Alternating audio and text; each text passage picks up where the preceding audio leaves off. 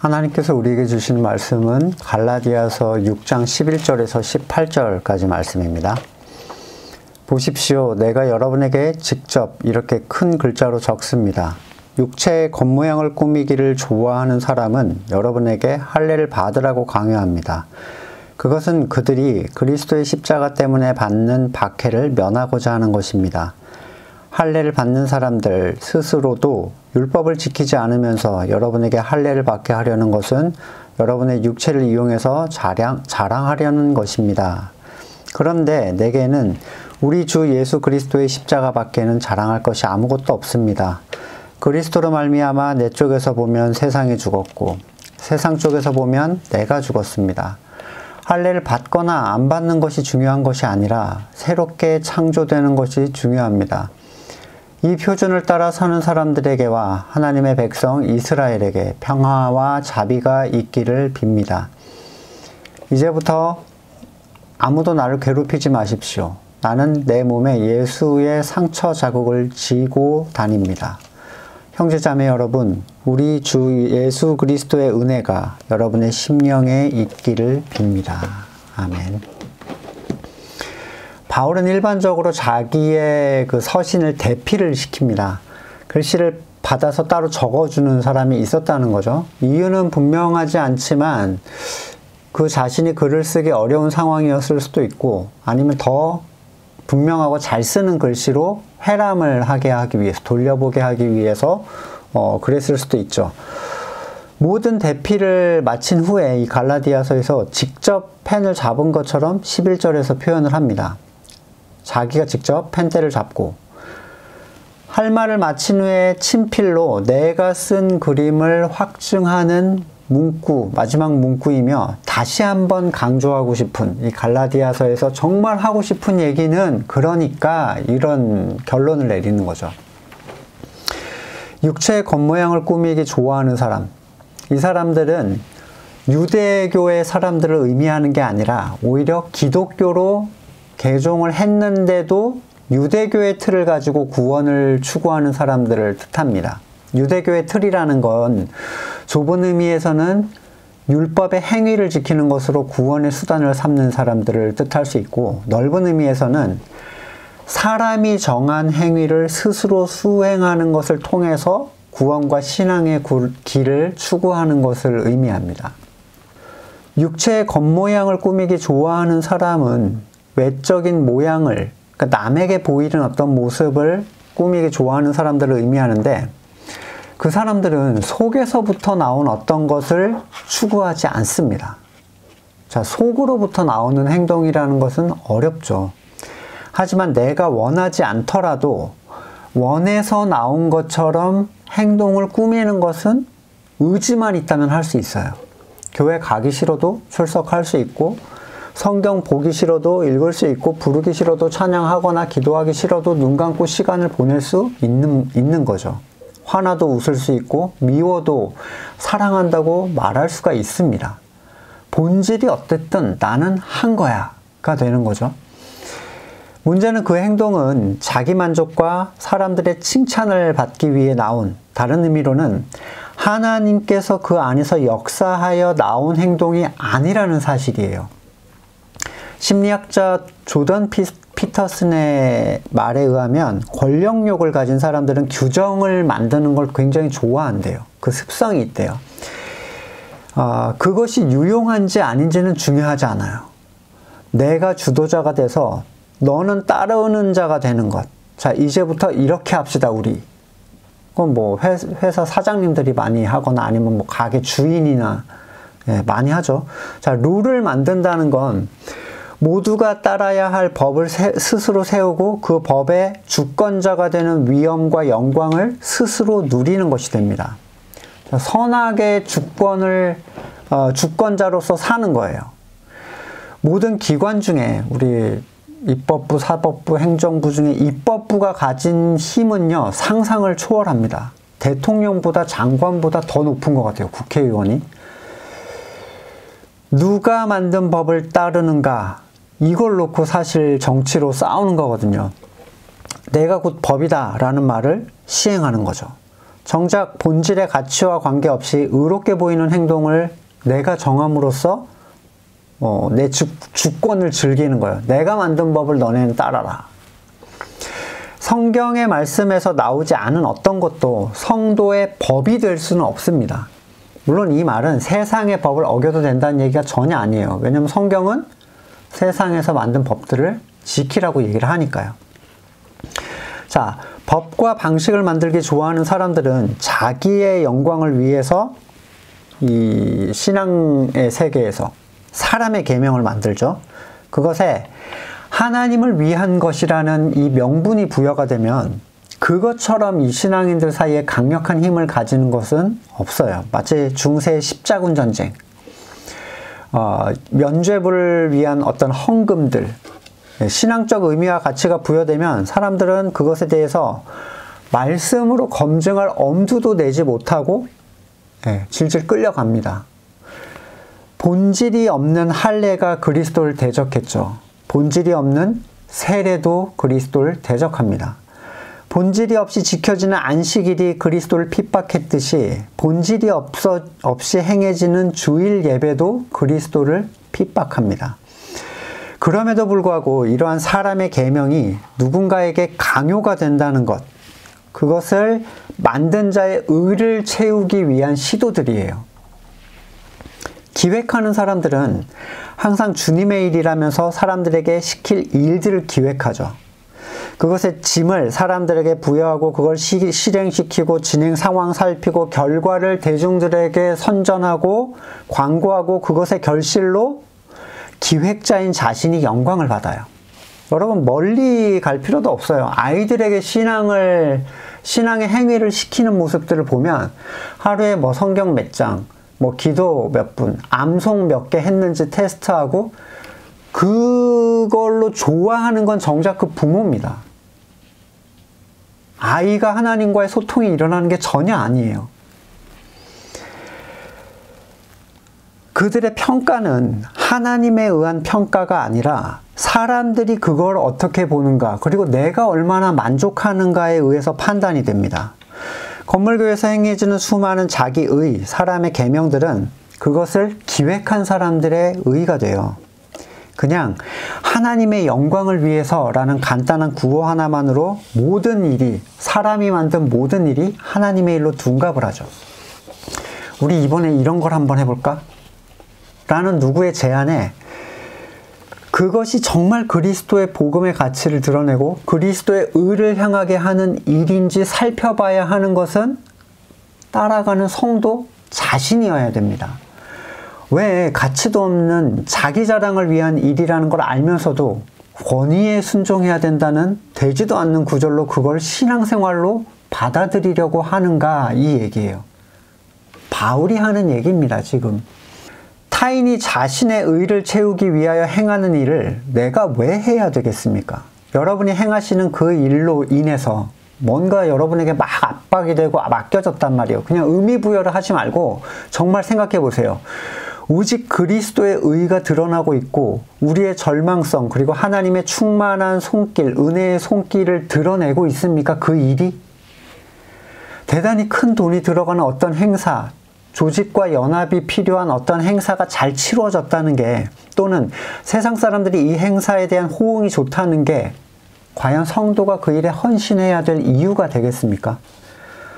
여러분은 누군가 기획해 놓은 그것을 통해서 정말 그리스도의 가치로 세상을 나그네로 살게 되셨고 보이지 않는 것을 누리는 삶을 누리게 되냐는 거예요. 누군가 만들어 놓은 예배, 기도회, 수련회, 바자회, 찬양대회, 선교, 이웃돕기, 전도대회, 초청잔치, 율법도 아니면서 강요되고 요청되는 그 일 속에서 정말 낮은 자로 오신 그리스도와의 교제를 누리고 있는가? 복음의 본질은 우리가 하나님을 위해서 무엇을 하는 것이 아니라 하나님께서 우리를 위해 무엇을 하시는 거예요. 그들이 그러한 것을 만드는 이유를 바울은 분명하게 얘기를 하고 있습니다. 일반적으로 지금의 세계에서는, 바울의 이 시대 말고 지금의 세계에서는 복음을 알지 못하기 때문에 그런 행동을 하는 사람들이 있죠. 아예 거듭나지 않았는데 종교의 행위로서의 삶을 사는 사람들, 예. 그런 사람들은 그것에 속한 행동밖에 할 수가 없습니다. 다른 것을 선택할 수 있는 선택지가 없어요. 그런 사람들에게. 근데 두 번째로 이제 오늘 본문에 나오는 사람들인데, 그가 복음을 알고 있다는 전제하에 그런 것들을 끊임없이 만들어내는 것을 핍박을 면하기 위해서라고 바울이 말을 하고 있어요. 당시 상황을 보자면 유대인들은 율법을 건드리는 자들에 대해서 무자비한 폭력을 가해왔습니다. 죽음까지 그들을 몰아왔죠. 율법을 지키는 형태가 유지된다면 나는 율법을 행하는 사람인데요? 라는 이유로 핍박을 피해갈 수가 있어요. 하지만 이 사람들은 그리스도를 믿는다는 이름, 율법을 행하는 자라는 이름이 두 가지가 서로를 완전히 대적하는 상황이라는 걸 전혀 알지를 못합니다. 그들이 은혜의 율법을 섞음으로써 차지도 덥지도 않은 미적지근한 사람들이 되었는데, 계시록 3장 16절에서는 네가 이렇게 미지근하여 뜨겁지도 않고 차지도 않으니 나는 너를 내 입에서 뱉어내겠다. 그렇게 말씀을 하셨죠. 그리스도의 뜨거운 사랑에 차디찬 율법의 규칙을 적용해서 디범벅을 만듭니다. 그 근본적인 이유는 복음의 가치가 세상의 미움을 끌어오는 표적이 되기 때문이에요. 복음은 모든 걸 정죄합니다. 의나 선은 없다. 그것은 모든 인간을 하나님 앞에서 그 선악의 행위와 관계없이 죄인으로 선고를 내려버려요. 세상에 속한 자에게는 하나님께 속한 무엇이 요청될 수가 없어요. 그들이 이해할 수도 지킬 수도 없기 때문이죠. 하지만 율법이라는 건 어떤가요? 율법. 자신들이 행했던 대로 외적인 틀에서 시키면 됩니다. 어떤 초신자든지 여러분 두세 달이면 교회 시스템과 방식에 완전히 적응할 수 있어요. 그것은 세상에 속한 사람을 분노하게 하는 대신 내 의에 대한 희망을 거기다가 제공해 줍니다. 그래, 이것만 하면 되는 거야? 그러면 내가 원하는 것도 없고 천국도 갈 수 있다 이거지? 세상에 속한 교회가 원하는 것은 복음적 가치로 정죄받는 게 아니에요. 내가 뭘 행함으로써 의롭다고 인정받는 것, 그가 따먹은 선악과의 주권을 그대로 인정해 주는 것. 건물의 교회를 생각해 보십시오. 저는 교회를 찾아오는 사람 중에 많은 초신자들이 내가 원하는 것을 얻기 위해 찾아왔다라고 얘기하는 걸 많이 봤습니다. 거의 새신자부를 담당했어요. 이 전 교회에서도 그 전 교회에서도 계속. 이유는 모르겠지만.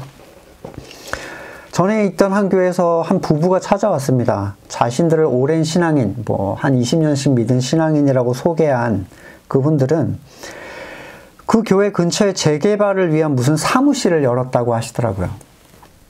결국 하는 얘기가 뭐냐면 이 교회에 와서 자신들이 원하는 사업권을 따내고 싶다. 교회에 도움을 좀 받고 싶다. 이런 뉘앙스죠. 이런 게 교회를 찾는 이유가 될 수 있겠습니까? 자녀가 합격하고 결혼하고 병이 낫고 취직하고 하는 모든 일들이 잘 풀리게 해주십사 하고 교회를 찾아오는 거예요. 그런 역겹고 탐욕스러운 동기를 가지고 나타난 이 사람에게 제가 뭐라고 했을까요? 아무 말도 못했습니다. 그냥 끄떡거리면서 속으로만 이건 좀 아닌데? 새가족 담당 목사가 알아서, 전도한 것도 아니고 알아서 찾아 들어온 사람에게 찬물을 끼얹는 행동을 차마 하질 못했어요. 부끄러운 일이지만 저는 그들로부터, 또는 그것을 지지하고 기획한 이들로부터, 그들을 쫓아낸 것으로 분노할 사람들에게 당할 핍박을 두려워했습니다.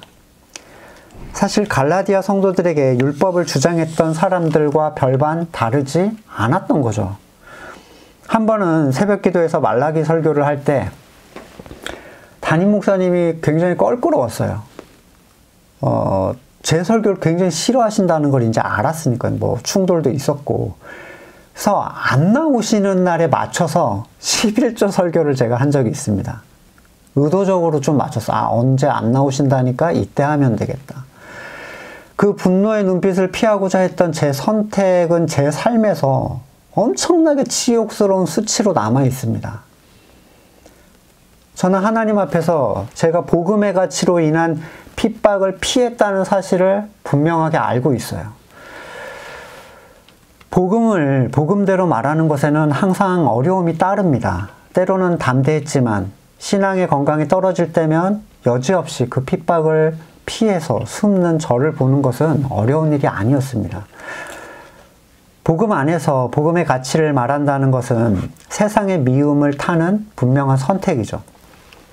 죄와 관계없이 자신의 탐욕을 구하기 위해 찾아오는 사람들에게 사람의 근본적 죄됨을 말하는 것은 그 사람의 간절함에 대한 모독이고 정죄죠. 십자가는 모든 세상을 정죄합니다. 하지만 외적 율법 행위는 너에게도 선이 있음을, 그의 의지로 의를 이룰 수 있음을 말해요. 자, 열심히 기도해 봅시다. 같이 그걸 위해서 노력해 봅시다. 하나님이 거기에 어떻게 해주길 원합니다.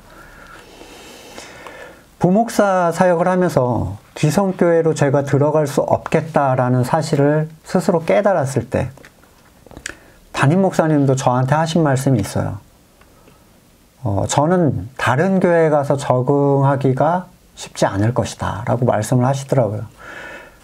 그 말이 감사하기도 했고 이제 제가 가정교회를 시작하게 된 계기가 되기도 했는데 제가 생각해도 기성의 시스템이 갖추어진 곳에서 본질을 말하고 행위로 추구됐던 것들을 부정하는 목사를 좋아할 리가 없죠. 우리가 의롭다고 막 하고 있는데 이거 하지 마시라, 이런 거 하지 마시라고 하면 그 사람들의 과거를 다 부정해버리는 거예요. 우리 하나님 찬양한다고 맨날 찬양 경영대회 하면서 뭐 코믹 쇼하고 이러고 서로 박수치고 상품 나눠갖고 했는데 그런 거 하지 말라고 하면 우리가 했던 건 뭐라는 거야? 이렇게 나오는 거죠. 건물의 교회가 목사를 청빙할 때 가장 많이 보는 게 이 목사를 통해서 얼마나 많은 사람을 끌어모을 수 있겠는가가 기준이 됩니다. 그들은 그걸 부흥이라는 이름으로 치장을 해놓지만 사실 부흥과 아무 상관이 없어요. 사람 많이 모이는 거죠. 그래서 학벌, 인맥, 경력, 매력 이 정도면 우리를 더 확장시킬 수 있겠다. 더 많이 모이게 할 수 있겠지. 우리 건물을 더 크게 해주고 우리를 더 유명하게 해줄 수 있겠지. 힘을 가진 자들로 만들어줄 수 있겠지. 많은 사람이 모이는 건 힘이에요. 결국에 힘입니다. 이 말은 절대로 제가 과장하는 게 아닙니다. 많은 목회자들은 성도의 수가 떨어지는 것에 엄청난 스트레스를 받아요. 지금 같은 코로나 시기는 극도의 스트레스 시기입니다. 이거 어떻게 해야 되지? 또 교회 재정이 떨어지는 것 엄청 불안해하죠. 그들도 그런 숫자적 지표가 자신을 고용한 사람들의 마음에 만족을 주지 못한다는 걸 알고 있어요. 건물 안에 찾아 들어온 사람들은 거듭난 주님의 자녀로 칭해줍니다. 세례와 직분을 주고 그들이 원하는 세상의 복을 빌어주고 그들이 자신의 의를 채울 수 있는 여러 가지 장을 열어주고 프로그램을 돌려줘요. 이 허용하는 게 모든 목사의 본심은 아닐 거예요. 이걸 허용한다고 해서 나는 이게 되게 좋다고 생각한다고 해서 다 허용하는 게 아닙니다. 하지만 그걸 멈추려고 할 때 그런 관습과 시스템에 브레이크를 걸고자 할 때 들어오는 핍박을 피하고 싶은 거죠. 좋은 게 좋은 거라고 굳이 서로를 불편하게 해서 문제를 만들 필요가 있겠는가? 복음은 내가 강단에서 얘기하면 된다. 본질이 아니어도 그렇게 나쁜 게 아니라면 그냥 허용해주고 세상의 복을 빌어도 하나님이 뜻이 아니면 안 들어줄 테니까 빌어도 된다고 해주고 죄도 모르지만 일단 직분을 주면 그러다가 하나님도 만나고 할 수도 있으니까 이런 식이죠. 목회자에게 있어서 참 어려운 일은 말씀에 상처를 받는 사람들을 두려워하는 겁니다. 말씀이 그를 칼로 찢겠다고 했는데 내가 말씀을 칼집에 넣으면 저는 과연 하나님의 대언자라고 할 수 있겠는가? 그가 아파할까봐, 때로는 그가 화를 내고 나를 공격할까봐, 또는 그가 상처를 받아서 교회에 안 나올까봐 하나님의 말씀을 칼집에 넣어서 칼을 막대기로 만드는 게 하나님의 종이라고 불림을 받을 수 있겠는가? 심지어 복음으로 깨어나고 교류, 소통이 이미 일어난 사람들조차도 때로는 자신의 신앙이 떨어지고 세상에 휩쓸릴 때 말씀을 받아들이지 않습니다. 거듭난 사람들도요. 목사와 이미 관계가 좋고 교제했다는 이유만으로 자신의 뜻을 그대로 주장하지만 거기에 대하여 복음적 가치로 그들을 대할 때 상처를 받고 떨어져 나갑니다. 거듭난 사람들도요. 말씀 사역자의 목표는 온전한 대언이에요. 말씀을 맡은 자가 말씀 사역자죠. 사람 모으는 존재가 아닙니다. 받은 그대로를 전하는 게 이게 쉬운 일이 아니에요. 나에게 잘해주고 나와 좋은 관계에 있던 사람들에게 상처를 주고 싶지 않은 인간적인 마음이 목사에게도 들어오기 때문이죠. 그래서 담대함을 위한 기도를 계속 성경에서 부탁을 하고 있죠. 고린도후서 7장 4절에 너희를 향하여 담대한 것도 많고 너희를 위하여 자랑한 것도 많으니, 굉장히 담대하게 계속해서 바울은 그들을 말씀으로 찔러댑니다. 에베소서 6장 19절 중보를 요청해요. 나를 위하여 구할 것은 내게 말씀을 주사 나로 입을 열어 복음의 비밀을 담대히 알리게 하옵소서.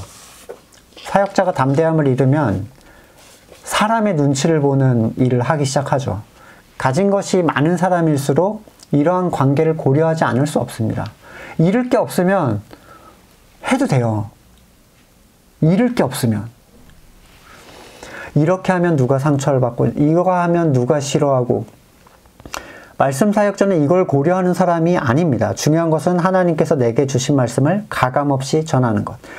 에스겔 37장 4절을 보시겠습니다. 그가 내게 말씀하셨다. 너는 이 뼈들에게 대언하여라. 너는 그것들에게 전하여라. 너희 마른 뼈들아 너희는 나 주의 말을 들어라. 나 주 하나님이 이 뼈들에게 말한다. 내가 너희 속에 생기를 불어넣어 너희가 다시 살아나게 하겠다. 내가 너희에게 힘줄이 뻗치게 하고 너희에게 살을 입히고 너희를 살갗으로 덮고 너희 속에 생기를 불어넣어 너희가 다시 살아나게 하겠다. 그때야 비로소 너희는 내가 주인 줄 알 것이다. 그래서 나는 명을 받은 대로 하였다. 내가 대언할 때 무슨 소리가 났다. 보니 그것은 뼈들이 서로 이어지는 요란한 소리였다. 말씀의 대언은 받은 것을 그대로 심은 것에 대한 결과물이에요. 복음을 복음으로 전했을 때 모여왔던 모든 사람들이 떨어져 나간다 해도 두려워해서는 안 되는 거죠. 들을 사람만 듣게 될 것이기 때문입니다. 요한복음 6장 65절 그러므로 내가 너희에게 이르기를 아버지께서 허락하여 주신 사람이 아니고는 아무도 나에게 올 수 없다고 말한 것이다. 이 때문에 제자 가운데서 많은 사람이 떠나갔고 더 이상 그와 함께 다니지 않았다. 주님께서 말씀하셔도 떠나갑니다. 하물며 연약함의 절정에 있는 저 같은 사람이 그들의 반응을 고려해서 눈치 보고 말씀의 예리함을 무디게 한다는 게 얼마나 교만한 행동이겠습니까? 여러분이 참된 성도라면 복음의 가치를 드러낼 때 여러분 스스로가 반드시 세상의 미움을 받게 돼 있습니다. 미움을 받기 위해 의도할 필요가 없어요. 단순히 예수천당, 불신지옥 이런 무례한 표어나 태도 때문에 그런 게 아닙니다. 복음적 가치, 세상에는 어떠한 선도 없다라는 이 선언 때문인데 그들이 지금껏 해왔던 모든 의를 부정하는 그 일 때문에 그렇게 되는 거예요. 이미 세상에서 만들어 놓은 것이 기독교로 인식이 되고 있죠. 모든 인터넷은 기독교라면 진저리를 칩니다. 교회 다니는 사람은 배우자로 만나지 마라. 뭐 이런 얘기 굉장히 많이 해요. 그들이 복음을 전하다 과연 그렇게 된 그런 대우를 받게 됐는가? 이런 판은 누가 만들어 놓은 거죠? 건물, 조직, 프로그램, 예배, 찬양, 전도, 선교, 봉사, 헌금들이 다 그런데 이런 판에서 본질의 얘기를 만약에 누가 꺼낸다. 그러면 당연히 그 안에서도 핍박으로 그를 몰아갈 겁니다. 예수를 믿는다는 이유 때문에 당하는 고난이 무엇인지 저는 잘 모르겠는데요. 여러분이 복음적 가치를 드러내기만 하면 어느 자리에서든지 핍박을 받을 수가 있습니다. 굳이 공산당을 찾아가거나 세속과 쾌락과 범죄에 빠진 세계를 찾아갈 필요가 전혀 없어요. 여러분에게 가장 가까이 있는 그 사람이 여러분을 공격하기 시작할 겁니다. 누가복음 12장 51절, 내가 평화를 주러 온 줄로 생각하느냐? 아니다. 도리어 분열을 일으키러 왔다. 한 집안에서 5 식구가 서로 갈라져서 셋이 둘에게 맞서고 둘이 셋에게 맞서고 어머니와 아버지가 어떻게 되고, 뜨겁게 불타는 용광로 앞에서 주님에 대한 신앙을 검증받을 필요가 없어요. 너 예수 믿는다고 하면 용광로에 넣을 거야. 뭐 이런 것 여러분 떠올리실 필요가 없어요. 정신승리를 하실 필요가 없다는 거예요. 거기에서. 이것은 우리의 평범한 일상에서 일어나고 있는 현실이기 때문입니다. 이것은 어떤 기독교인이 당하는 일이 아니라 모든 기독교인이 당해야 될 일이에요. 교회 일에 가정을 소홀히 하고 광신도처럼 무례한 태도에 의해서 당하는 그런 종류의 자기가 자처한 어려움 말고 참된 복음의 가치를 내가 선택했다는 이유 때문에, 그것을 말하고 있다는 이유 때문에 당하는 지극히 평범한 삶 속에 속한 현상적인 어려움입니다. 고난을 찾아 나설 필요가 없어요.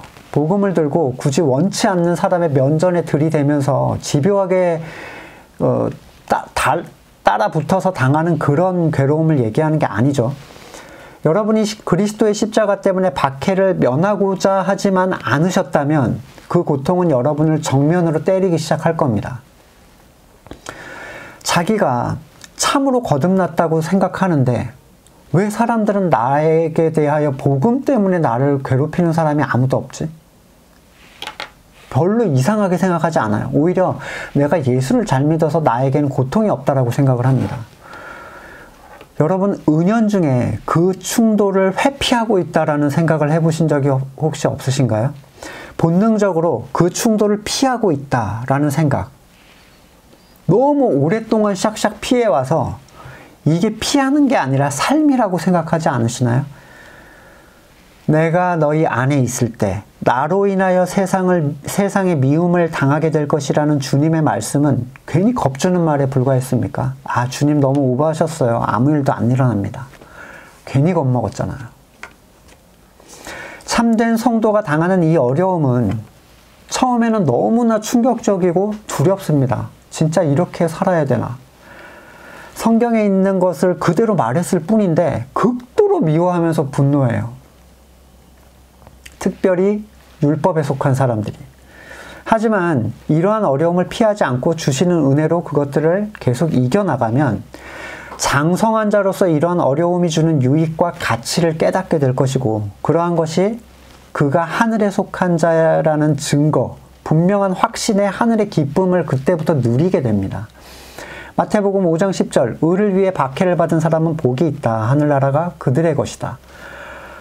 너희가 나 때문에 모욕을 당하고 박해를 받고 터무니없는 말로 온갖 비난을 받으면 복이 있다. 너희는 기뻐하고 즐거워해라. 하늘에 받을 너희 상이 크기 때문이다. 너희보다 먼저 온 예언자들도 이와 같이 박해를 받았다.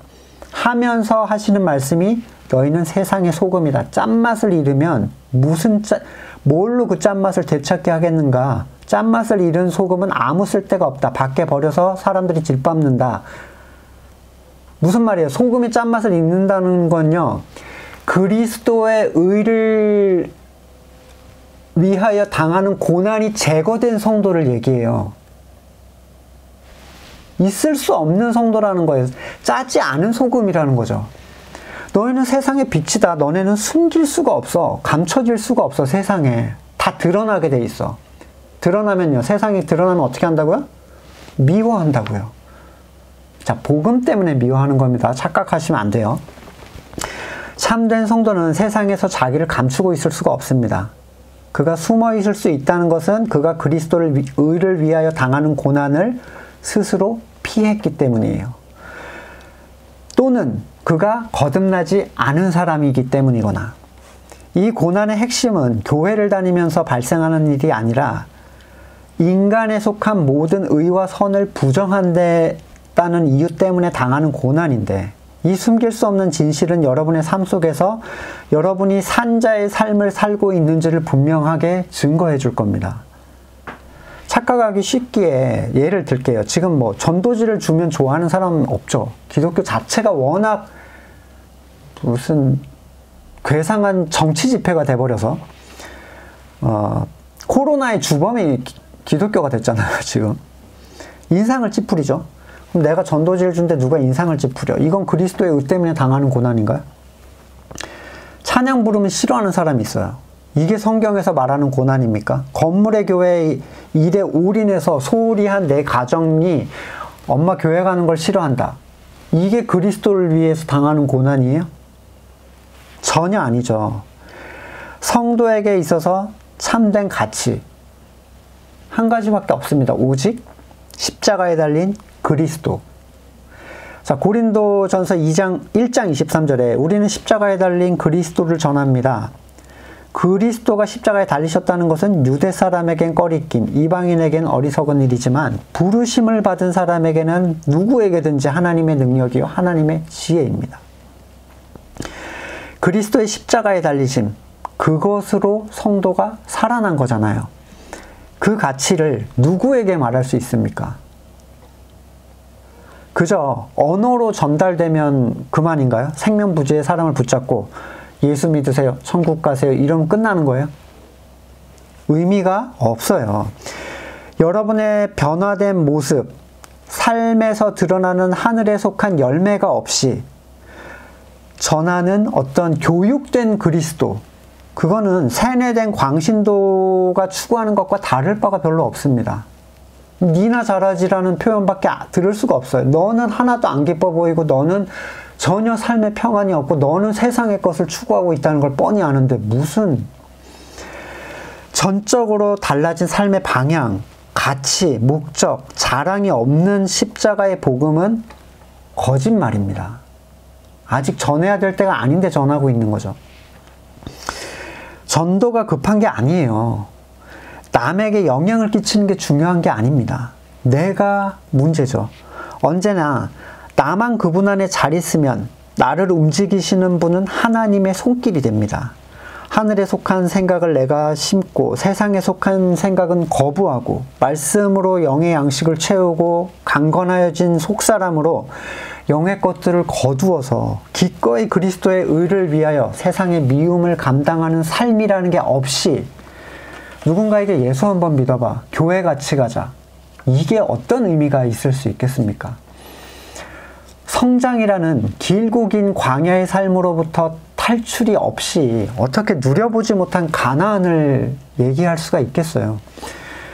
세상은 성도를 보면 통하는 게 없습니다. 마음을 공유하고 그 깊이를 누릴 수가 없어요. 반대로 성도도 마찬가지예요. 세상의 것은 위로가 잘 안 됩니다. 세상의 자랑은 죽음으로 들어가는 사람들의 비싼 수의 같은 거랑 다름이 없어요. 죽어서 끝나는데 그거 비싼 거 입으면 뭐합니까? 참된 성도가 볼 때 세상의 가치는 너무 무가치하고 반대로 세상이 볼 때 성도의 가치는 너무 무가치해요. 그런 걸 위해서 살고 싶다는 생각이 전혀 들지 않아요. 뭐 하늘나라가 영원토록 하나님을 찬양하는 곳이라고, 하나님을 영원토록 아는 기쁨을 누리는 곳? 아이고 됐다, 니 혼자 해라. 오직 거듭남의 은혜를 입은 사람만이 하나님의 가치를 볼 수가 있어요. 그러니까 깨어준 사람을, 누군지 알 수 없는 그 깨우신 사람을 위하여 우리는 복음을 전하는 거지, 믿지 않고 거부하는 내 가족을 설득하기 위해서 그 복음 자체를 들이대면 겁나게 싫어합니다. 바울은 자신이 하는 말이 단지 율법을 행하지 말라는 말로 받아들일 사람들이 있을 것을 염려했어요. 알고 있었죠. 바울이 하지 말라고 했어. 이렇게 할까봐. 행여라도 율법을 안 지키는 게 하나님의 마음에 드는 거라고 오해할 소지가 있다는 거죠. 중요한 것은 율법을 행하거나 또는 행하지 않는 것이 아니다. 오직 그리스도 안에서 새롭게 창조되는 것이 중요하다라고 강조를 합니다. 율법을 행하지 않는 것은 행위로 할 수 있는 거예요. 묘하죠? 율법을 행하지 않는 것도 내 의지로 할 수 있다고요. 11조 안 내도 돼. 주일 안 지켜. 뭐 자유주의 신학이 다 그런 식이었어요. 아, 그거 다 필요 없는 거야. 근데 본질을 따라가는 것을 그들이 하는가? 그게 아니었거든요. 율법을 행하지 않는 그 행동 속에 정작 하나님께서 말씀하시는 율법의 본질이라는 게 나오지 않는다면 행하지 않는 것에는 어떠한 가치도 없습니다. 새롭게 창조되는 것, 그것을 바울은 성도에게 주어진 표준이다라고 얘기를 하고 있고, 이러한 표준을 따라 사는 사람들, 참된 하나님의 백성 이스라엘에게 평화와 자비가 있기를 빌어주고 있어요. 자, 누가 참 이스라엘인가요? 누가 하나님의 참된 자녀입니까? 바로 이 표준을 따라 사는 사람들이에요. 설교를, 갈라디아서를 다 들으셨는데도 그럼 이 표준은 뭔데? 라고 만약에 생각을 하실까봐. 설교가 원래 쉽지가 않습니다. 하지만 계속해서 여러분 말씀을 가지고 여러분 스스로 반복을 하셔야 돼요. 로마서 2장 29절. 오히려 속사람으로 유대사람인 이가 유대사람이며 율법의 조문을 따라서 받는 할례가 아니라 성령으로 마음에 받는 할례가 참 할례입니다. 이런 사람은 사람에서가 아니라 하나님에게서 칭찬을 받습니다. 그들이 행하는 것은 성령의 심은, 그러니까 거듭난 사람들만 해당할 수 있는 얘기예요. 성령의 심은 생각들이 가득 차올라서, 자, 종교에 관련된 생각을 심는 게 아닙니다. 이걸 이해할 수 있는 분만 이해하실 거예요. 그 생각에 의해서 성경에 기록된 생명의 열매들이 삶 속에서 드러나는 그 현상을 얘기하고, 이것은 말 그대로 속의 것이 겉의 것까지 바꾸는, 깨끗게 하는 예수님의 말씀의 성취가 되는 그런 걸 추구하는 사람들을 얘기하는 거예요. 17절에서 바울은 자기를 괴롭히지 말라라고 얘기를 합니다. 이거는 세상에 속한 사람한테 하는 얘기가 아니에요. 세상에 속한 사람은 무조건 괴롭힐 수밖에 없죠. 누구한테 한 얘기예요? 성도 된 자였으나 율법으로 너무 빨리 돌아서버린 갈라디아 성도들한테 하는 얘기예요. 그는 이미 세상에서 세상의 미움으로 많은 고난을, 핍박을 당했죠. 여기에서 말하는 예수의 상처 자국은 그리스도의 의로 인하여 받게 된 고난의 흔적들을 얘기합니다. 얼마나 많은 고난을 당했는지 바울이 쭉 얘기를 하죠. 이 흔적에 해당하는 단어, 스티그마라는 헬라어인데 주인이 종에게 찍는 낙인을 의미해요. 예수 그리스도의 것 하고 딱 찍어주는 거죠. 그러니까 세상의 환란, 복음으로 인한 세상의 환란이 내가 그리스도의 소유라는 낙인이라는 거예요. 난 그리스도의 거야. 나 여기 찍혀 있어. 그런 이유에서 성도된 너희는 나를 괴롭히지 말라는 거예요. 나 니네 편이야. 자, 사격 중지, 아군이라는 거예요. 나도 그리스도의 소속이야. 그리스도의 의로 인하여 받은 세상의 고난이 내가 그리스도의 거라는 걸 증거해주고 있다. 그만 좀 때려라. 같은 편이야. 그리스도인의 괴로움, 고난은 세상으로부터 받은 걸로 충분하지 않겠습니까? 같은 편한테 두드러 맞는 건 얼마나 괴롭겠어요. 자신이 복음으로 낳은 영적 자녀들에게 복음을 제시했다는, 참된 복음을 제시했다는 이유로 공격당하는 그 기분은 얼마나 고통스러웠을까. 전에 갈라디아서를 단지 율법에 대한 깨우침의 개념으로 이해를 했었다면, 지금 보는 갈라디아서는 한 지체로부터 당하는 고난에 대한 전도자의 해산의 고통이 너무나도 절실하게 느껴집니다. 바울은 마지막으로 하나님의 은혜가 아닌, 일반적으로 그리스도의 이렇게 하나님과 성령 이렇게 얘기하는데, 이위 성자 그리스도의 예수의 은혜를 강조를 합니다. 왜 그런가요? 그들이 그리스도의 의를 떠나 있어요. 그리스도의 의를 떠나면 어떤 방식으로도 하나님과 접촉할 수 없습니다. 율법을 따라가면 끝이에요. 성령이고 하나님이고 끝이라고요. 오직 그분의 가지에 붙어있는 사람만이 성령의 능력을 통해 하나님의 은혜를 이 땅에 체험시키게 되는 거예요.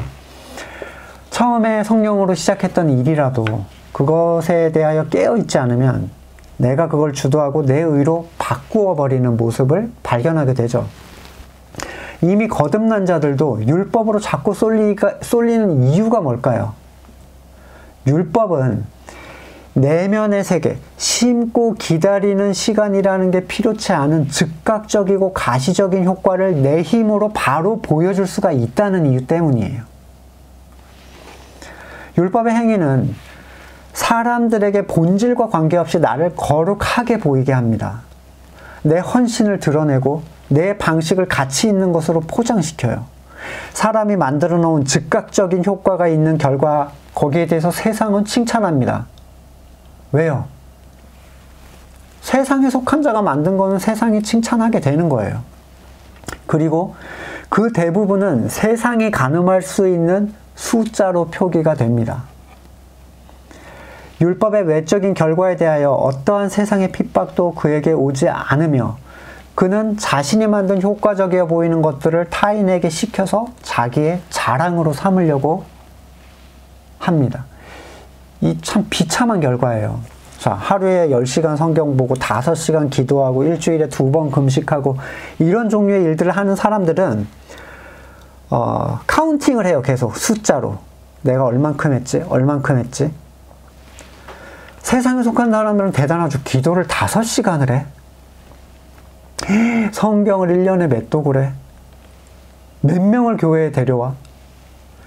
사람들은 그러한 일들을 자기 힘으로 한 결과로서 남에게 그걸 다시 권유해요. 그런 외적 행동을 추구하는 자들에 대하여 그걸 따라하는 사람들이 자신의 자랑이 되기 시작하는 거죠. 제가 만약에 율법적 목사면 이렇게 할 수 있습니다. 성도들에게 그런 행위를 추구하게 하고 정해진 기도 시간 채우고 정해진 통독의 수를 정하고 정해진 데려올 사람들의 숫자를 정해주고 정해진 헌금의 퍼센트를 부과하게 하고 선교를 몇 번 나가게 하고 다 할 수 있어요. 근데 내용과 실제적인 소통과 관계없이 단지 그들은 그걸 했다는 이유로 만족하기 시작합니다. 문제는 그러한 사람들이 많아졌다는 건 제 자랑이 될 거라는 거예요. 그것은 그리스도인이 따라야 할 표준을 따라 사는 삶의 결과물이 아니에요.